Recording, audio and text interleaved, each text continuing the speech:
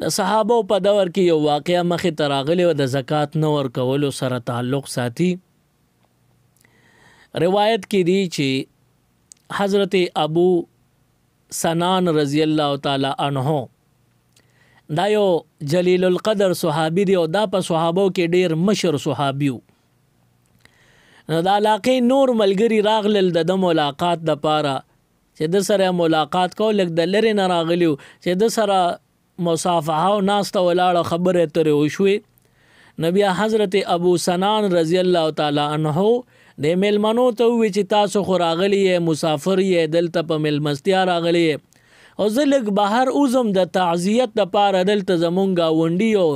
بنده وفات شوی دی د هغه رور جمدی دی نو هغه له زو تعزیت ورته کو دعا ورلم. دغه مسافر ورته وی چې ته دعا لزی تعزیت لزی نو مونږ بم در سره لاړ شو د تعزیت ډیر ثواب دی زمونږ بم ثواب وشي. نو دغه مسافر حضرت ابو سنان رضی الله عنه ځان سره کړل او بو اتلل دوا په ځای کې ناس دی او د دې مړي چې کوم رور دی عام د دروازې کې ناس نو د ډیر زیات جړل چې ډیر زیاتې جړل نو ابو سنان رضی الله عنه او د دې د ابراغلی مرګرو ول ډیر تسلی ورکوله خیر دې دا مرګ هو حق دی دا خو په ارچا پچا ننو پچا پرونو پچا سبا دا خو د دین اخلاصي نشتا نه لګه حوصله وکا نه دغه د مړي رور وته جاړي او ته وی زب ولې نه جاړم زه خو زړه صبرول غواړم خو زما د رور عذاب ما جړی اما رور ډیر په قبر عذاب کړي. ابو سنان رضی الله تعالی عنہ ته تپوس کوي او استا رور قبر کې په عذاب کې دی تا ته څنګه پته لګي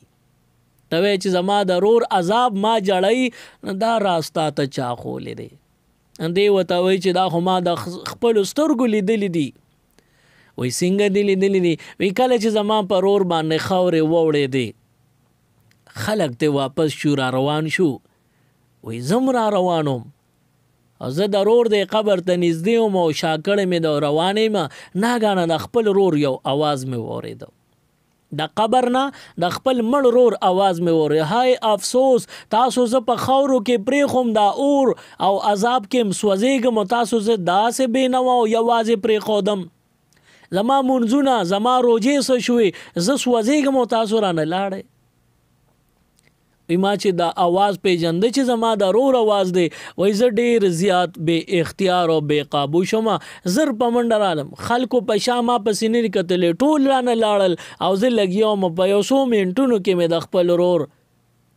قبر واپس را کولو کو چې خازي مې ته کولو کړ لری کړ چې مې وکتل دا رور په قبر په لحد کې د اور لمبي دي هماوی چې د اور لمبې خو بکیږي وی ضرور مې په دې مره کې توق د اور اچولو د اور د اوسپنې غاړه اچولې چې او هغه هم لمبې والے نو ما په منډه به اختیار ضرور دغه محبت د وجنه دغه اور دی غاړه کې ته مې لاس کړو چې څنګه مې رونی ونو زما حضرت ابو سنان رضی الله عنه ته دواړه لاسونه خودل وی دي ته وګوره زما د لاسونه تور شوي اسکار شوي دي. ابو سنان رضی الله عنه فرمای وی ما او ما سر راغلی زما ملګری مسافر چې زما ملاقات لاغلی هغه هم چې وکتل وی دغه بنده لاسونه د اور نسوځیدل اوس کار شي وړو کې پکې ایره شو وی ما وته وی چې ستاده رور داسې ساملو چې دی په اور کې سوځیدو نو وی راته وی چې زما رور به مونږونه کول روجي به نیوي داسې عمرې به کول ډیر خکول اعمال به کول خو کمزوري پکې دا و چې د بد مال زکات نه ورکاو مونږ به وتوی لکه زکات ورکا غریب ته حق دی دا د غریب ضرورت ته ورکا او د به چې نه راز زکات نور کوم پدې زما مال کمیږي.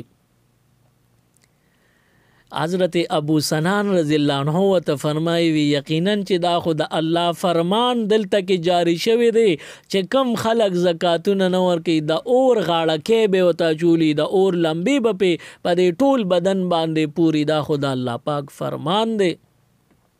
بیا بعض صحابه د ابو سنان رضی الله عنه دا خبر ټولی یوړ حضرت ابو ذر غفاری رضی الله عنه ته وړاندې کړي وی دا شان واقع شوه د قبر کې بندو پاغه د زکات نه ورکول د وجه اور بلو